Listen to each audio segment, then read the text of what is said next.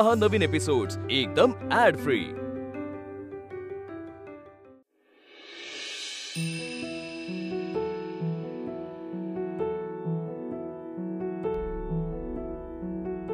या घरात बायकांना काहीच वाजवायची परवानगी नाहीये आणि एक बाहेरची मुलगी येते काय घरात संबळ वाजवते आणि ते सुद्धा देवी समोर।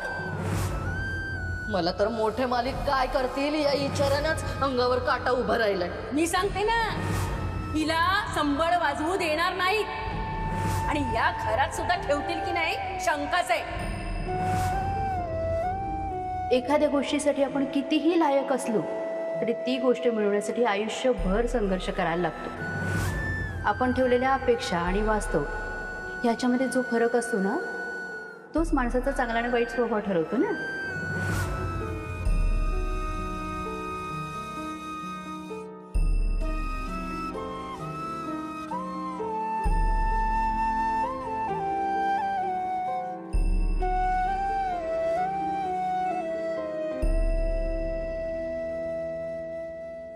आजी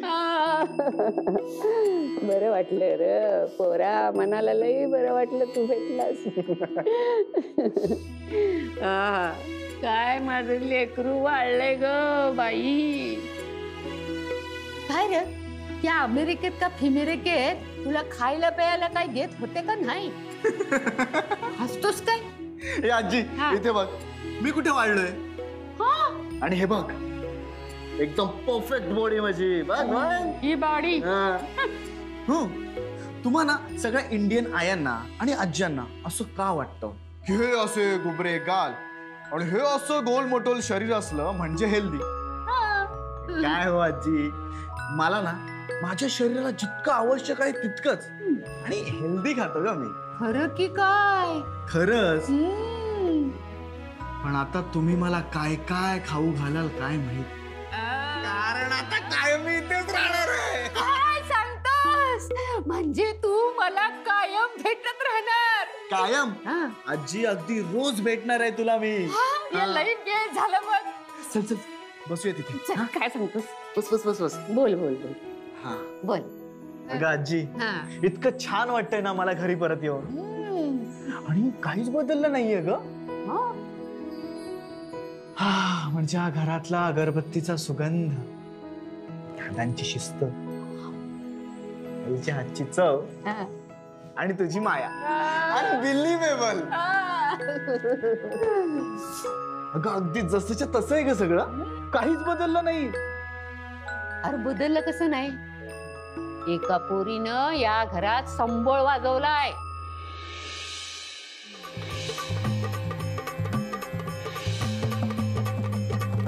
उधो बोला अंबाबाईचा ग माझ्या येडूबाईचा, आरती ओ वाळू मन भावे ओ वाळू अंबाबाई रेणुका।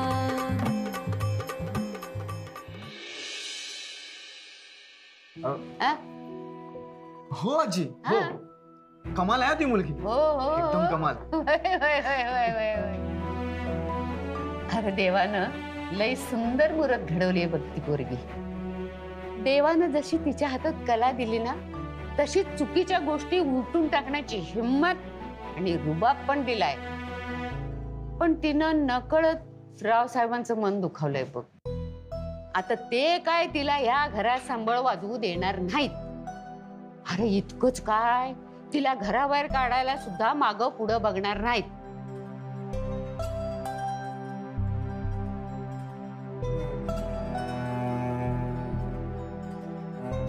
पोरा एक वचन देशील?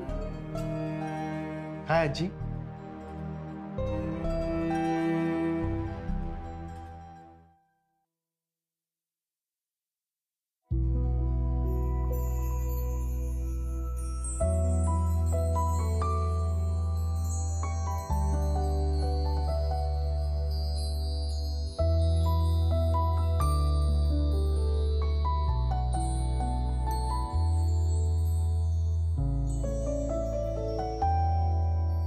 छोटे मालक दामू काका, अहो तुम्हाला किती वेळा सांगितलंय मी की मला तुम्ही छोटे मालक म्हणू नका, सारंग म्हणा। बरं बरं मालकाने तुम्हाला मीटिंग साठी बोलवलंय.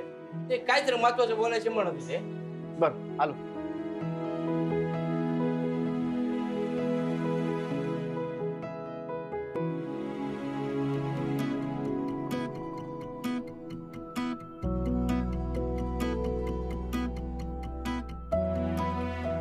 अरे वा, देवी आई आज एकदम हॅपी दिसते.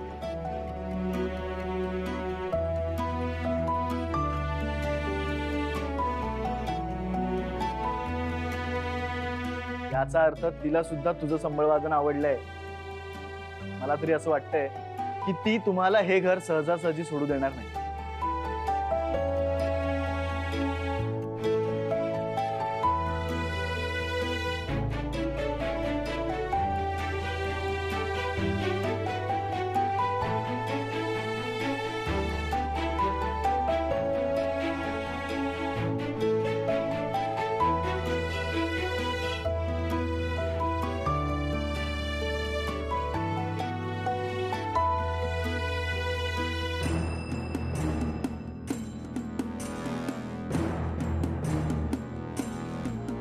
सॉरी सॉरी, उशीर झाला. अरे सगळे जेंट्सच दिसत आहेत, लेडीज नाही आल्या का? बोलवून आणू का?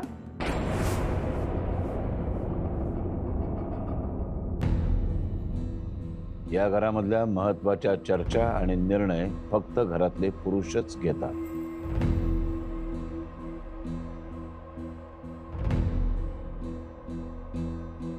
का?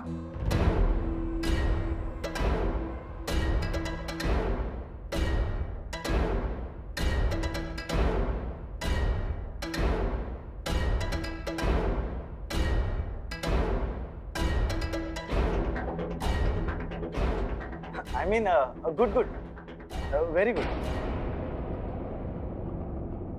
या घरामध्ये नियम आणि परंपरा यापेक्षा मोठं काही नाही. कळलं?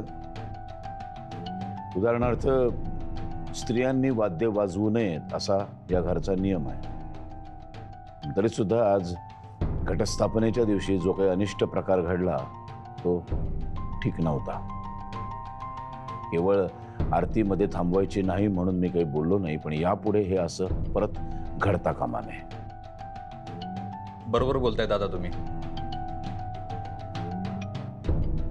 तेव्हा आत्मारामला पाठवून द्या आणि त्याच्या जागी दुसरा संबळवाला शोधा.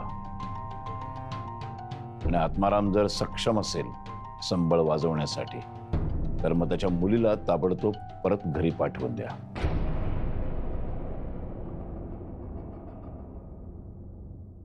पण मग तिचे वडील असताना तिने का वाजवला?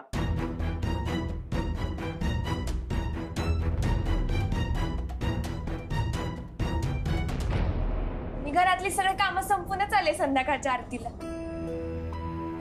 अण्णा, हो काय झालं? तुम्ही रडताय का? गजा रे काय झालं? अण्णा म्हणत होते तू संबळ वाजवलीस ना तर ही लोक आपल्याला घराबाहेर हाकलून देणार आहे, आणि कांताचे पैसे नाही दिले तर ती लोक आपल्याला घराबाहेर काढणार, नाहीतर भक्ती त्याला घेऊन जाणार. आणि म्हणत होते मी नदीत उडी टाकून आजार कायम तर संपवणार. मग मी म्हणालो नदीत उडी टाकून आजार कायम तर संपवणार, किती भारी ना. मग मी म्हणालो उडी मारा लवकर. असं म्हणल्यावर मला आवडून आवडून रडायला लागले. मी चुकीचं बोललो का? असं म्हणल्यावर म्हणायला लागले की तू शहाणा हो आणि घराची जबाबदारी घे. मी तयार आहे घराची जबाबदारी घ्यायला, पण मग शहाणा कसं व्हायचं? तू खूप शहाणा आहेस गजा, खूप शहाणा आहेस. अण्णा तुम्ही इकडे बघा, आपलं कर्ज फिटणार आहे, आपण बेघर नाही होणार. आणि भक्तीला घेऊन जायचं लांबच, राक्षस तिला स्पर्श पण नाही करू शकत. यापुढे असा अजिबात विचार नाही करायचा, आणि गजालाही असं नाही बोलायचं.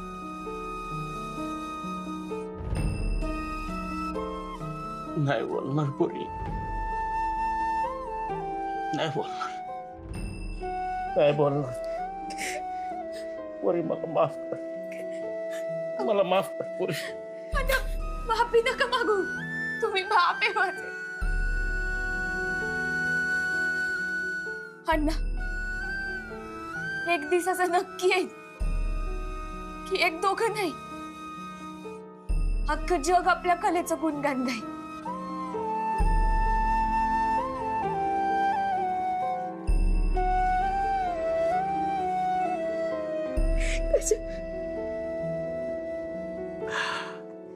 आई राजा, मला असं वाटतंय की आपण तिला वाजवायला परवानगी दिली पाहिजे.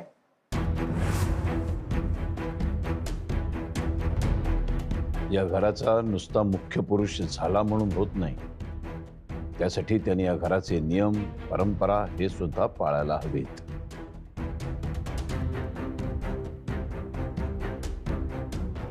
पण दादा, आपण त्या परंपरा काय एवढ्या धरून ठेवतो?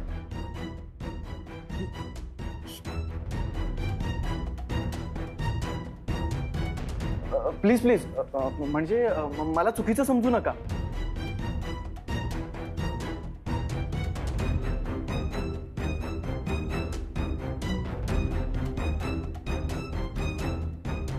म्हणजे दादा दादा मला असं म्हणायचंय, आय मीन ते रीतिरिवाज परंपरा त्या वेळेस बरोबरच होत्या, पण आता आय मीन आता आपली लाईफस्टाईल अपडेट झाली आहे, आपलं फोन अपडेट झालंय, घराचे पडदे कपाट इतकंच काय, स्टोव जाऊन गॅस आलाय, आणि हे सगळं असं अपडेट झालं असताना परंपरा तशाच का?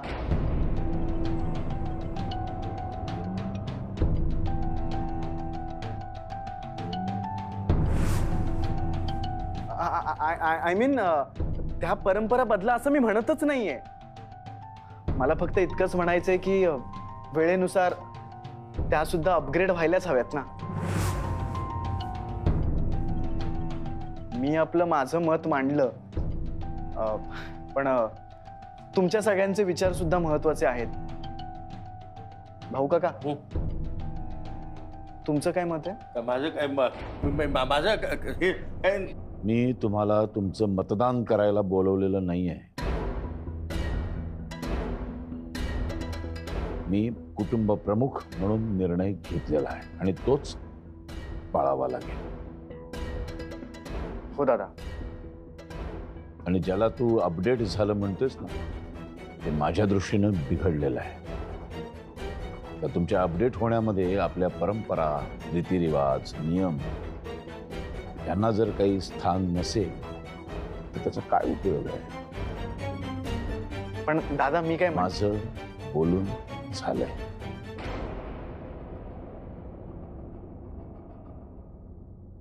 युवराज. हा दादा. श्रीधर, दुसरा संभाळवाला घेऊन या. हा म्हणजे पाहतो ना मी, मालक पाहतो. पण कसं आहे ना की नवीन कोणी भेटेल असं नाही वाटत. हा, त्यात 9 दिवस आपल्या वेळेनुसार वाजवायचं म्हणजे. मला नाही हा शब्द ऐकायला आवडत नाही. भेटेल दादा, मी आणतो. पुढच्या आरतीला घरात नवीन संबळवाला असेल. शाबास.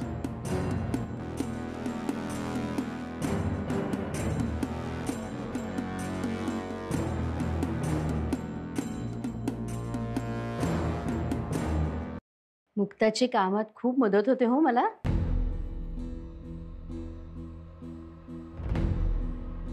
आज झालेला अपशकुन हा आरतीमध्येच थांबली हा नव्हता, तर तो संबळ मुलीनं वाजवला हा होता. आणि ह्याला सर्वस्वी तुम्ही जबाबदार आहात. अहो, पण तुम्ही आत्मारामचा पण विचार करा ना. गेली कित्येक वर्ष आपल्या घरी आपल्या सुखासाठी, कल्याणासाठी देवीची आरती म्हणतोय तो. 108 संबळ वादकामधनं निवडलाय आपण त्याला. आपल्या कुटुंबाशी जोडला गेलाय होतो. माहितीये मला, पण तो आता वाजवू शकत नाही. आणि त्याच्या मुलीनं वाजवणं हे माझ्या नियमाच्या विरुद्ध आहे. घरातल्या बायकांनी वाजवलं तर चालत नाही ना तुम्हाला? अहो ती तर बाहेरची आहे आणि तिने देवी समोर देवीच्या आरतीसाठी संबळ वाजवला. आणि असं बघा, आत्ता आपल्याकडे जी भरभराट आहे, जे सुख आहे, त्याच्यामध्ये आत्मारामच्या आरतीचा जरा जरी वाटा असं धरलं ना तर त्याच्याशी असं वागणं बरोबर नाही. अहो उलट आपण जर त्याला वाजवू दिलं ना तर त्याचं जे ऋण आहे ना आपल्यावर, त्याची जरा तरी परतफेड करता येईल आपल्याला. या आत्मारामला वाजवीपेक्षा जास्त महत्व देतेस असं नाही वाटत तुला? हे जे सगळं वैभव उभं केलं ना मी, हे माझ्या मेहनतीमुळे उभं राहिलेलं आहे आणि माझ्या लाडक्या लेकीच्या पायगुणांमुळं. त्यामुळे आत्मारामचं तुणतुणं वाजवणं बंद करा. नाही, मी त्याला रिकाम्या हाताने पाठवणार नाहीये. त्याचं ऋण पुरेपूर फेडणार आहे.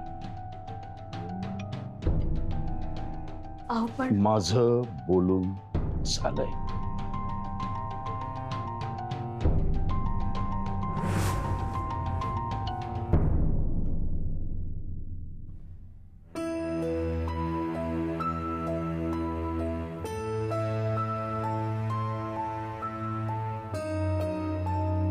सारंग दादा, तुम्ही एका इकडे तिकडे ठेवू नका बघा. ते सापडत नाहीत आणि मग सगळ्यांची बोलणी मला खावी लागते. सगळे बोलायला लागले ना की मग मला गोंधळायला होतं बघा. आणि मी गोंधळले ना मग चहाच्या कपात कॉफी आणि कॉफीच्या कपात चहा ठेवते बघा. अगं काय बोलतीयस तू? अहो मला बोलायला येळच कुठं आहे? मला दुप्पट कामं पडली आहेत बघा घरी. आता ती चांगली मुक्ता होती माझ्या बरोबर काम करायला, तर तिला पण घरातनं बाहेर काढतात. मला अजिबात येळ नाहीये. खूप कामं पडली आहेत. मी चालले बघा. हो जा.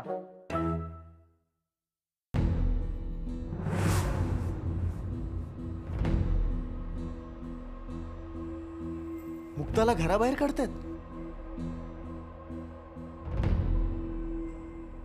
नाही मालक, नाही, असं करू नका मालक. मालक, ह्या आत्मारामकून त्याचा मान काढून घेऊ नका मालक. तुझा मान कोणी काढून घेत नाहीये, तो तसाच राहील. घरी जा, वर्षभरानंतर बरा होऊन पुन्हा ये. हा, फक्त येताना एकटा ये.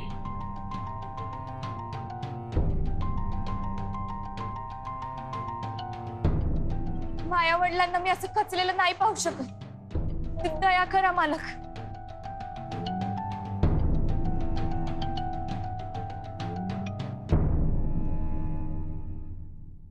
मालक, या घरातून खाली हात गेलो तर माया घरावर आभाळ कोसळल.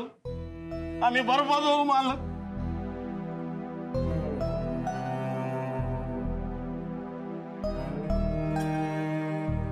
रिकाम्या हाताने पाठवणार नाहीये मी तुला.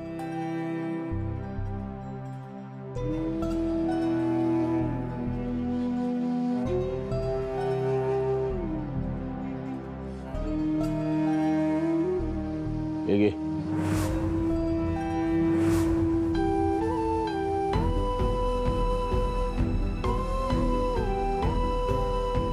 $30,000 आहेत. त्यातले 25,000 तुझी बिदागी आणि 5,000 दवाखान्याचे.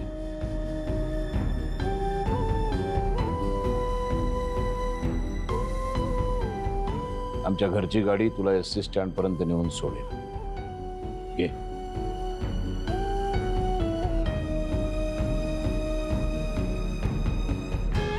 काय खरं तर तुमच्या पोटावरती लाथ मारायची नाहीये मला. 9 दिवस नवरात्रीतले सांबळ न वाजवता तुम्ही पैसे घेऊन चाललाय. खरं तर हे पैसे तुम्ही मला दाम दुप्पट द्यायला हवे.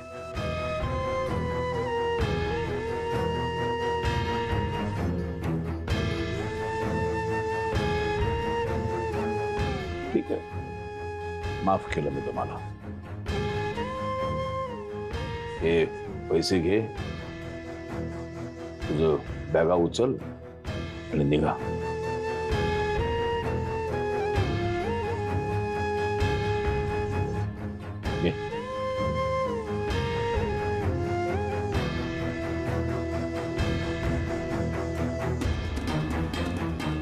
अरे नुसता बघत काय राहिलायस? घे.